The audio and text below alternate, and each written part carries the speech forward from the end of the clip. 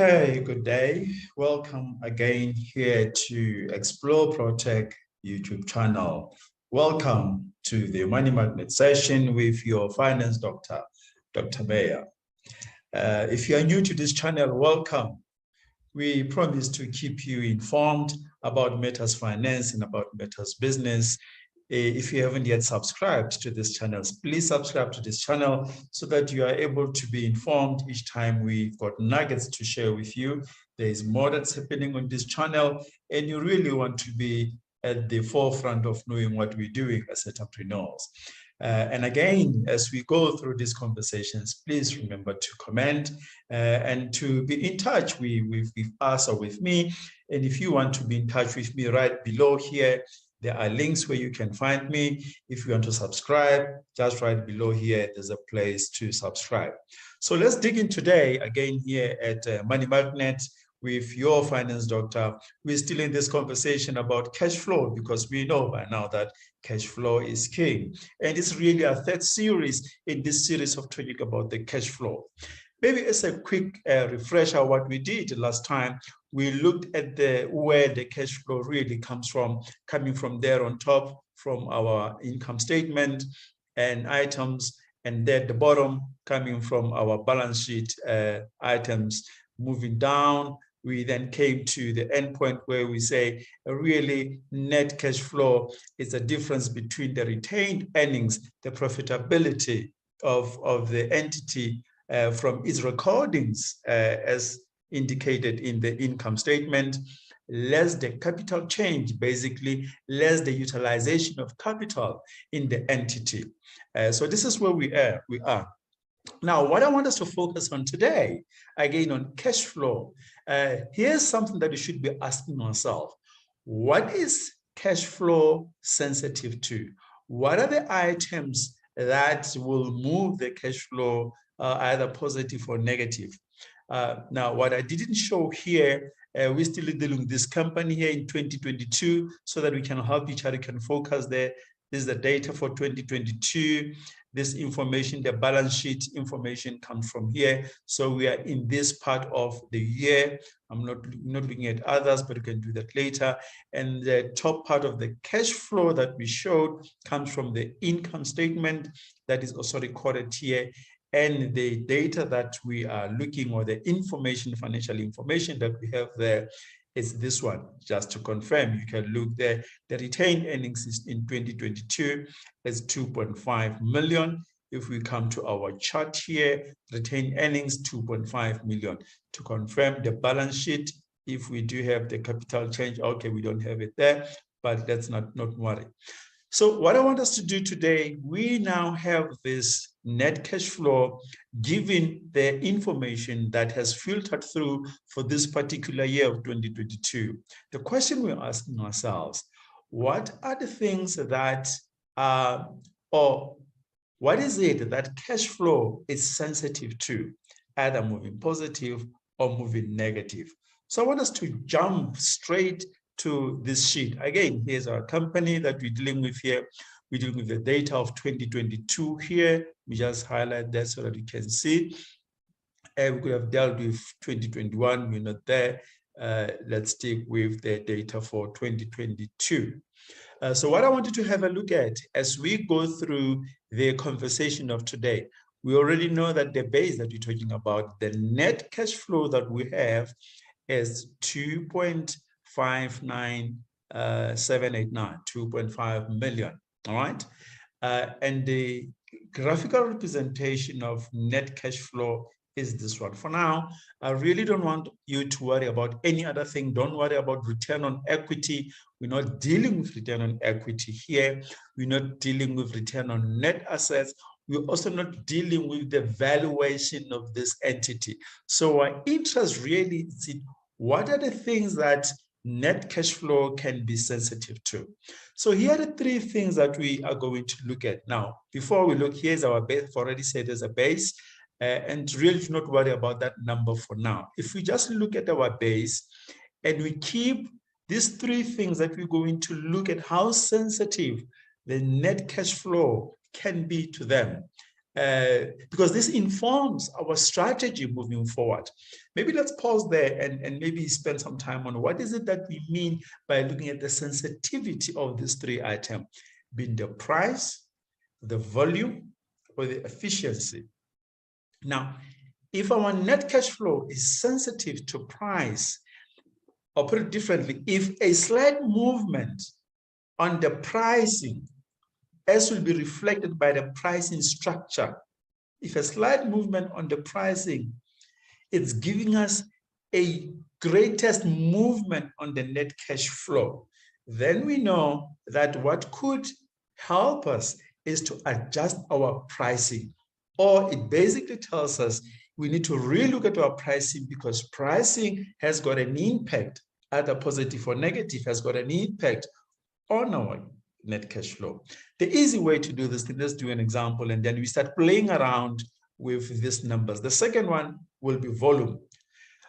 If when we move the volume of whatever it is that we're selling, so if you're selling service, am I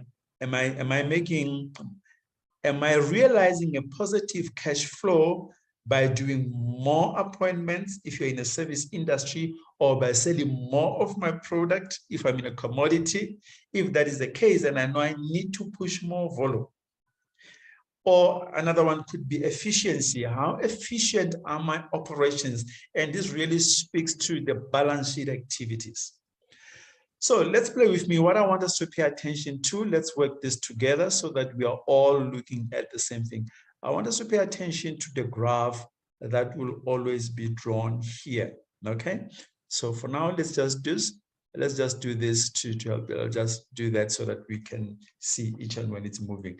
So that we've got a different color, let's do that in blue, because we really want to understand what is our cash flow in the environment of the data provided for this company. What is it that the cash flow is sensitive to? So if we increase our pricing, let's go to that level. We're going to increase our pricing by 1 percentage point. So we can see in this case, by just increasing our pricing by a percentage point to this, a percentage point, it increases the net cash flow by 1 point. No, I'm in the wrong place. Sorry. Let's go back. This is where we want to be. This is what we want to look at, the net cash flow. The net cash flow. This is where we are. What we want to do, we want to see each time we do a slight increase on the price, 1 percentage point, what is it that it does to our net cash flow? In this case, given the data that we've computed here, we can see the computations that we have if we use the base case.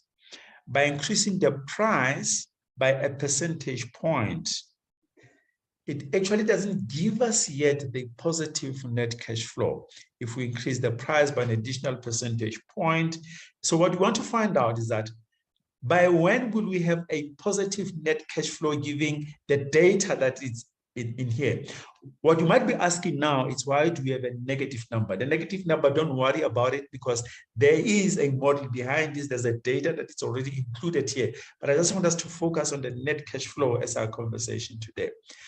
So in this case, we know for us to start having a positive cash flow, given the data and analysis of this company, we'll need to increase the price by 3 percentage points to start getting a positive effect of 0.5% to the positive.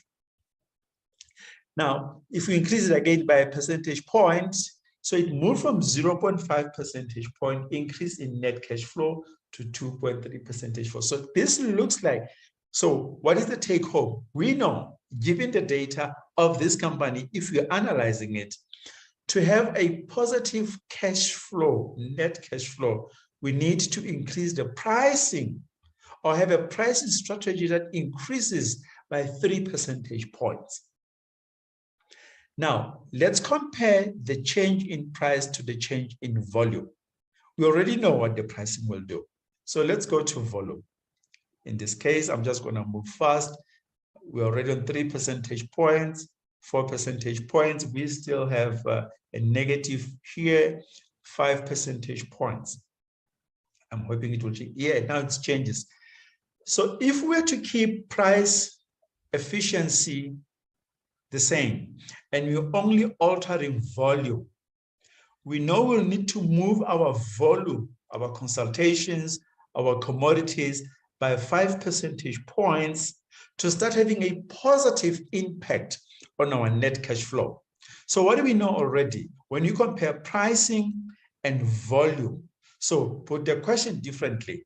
If we're to decide on how we position the company to be financially sustainable as measured by the net cash flow, we'll say we know it will take 3 percentage points movement to have a net cash flow that is positive. But it will take 5 percentage points movement from the same base to have a net cash flow that is positive. So there's already a difference of 2 percentage points that's telling us, in this case, it will be better to focus on a pricing strategy.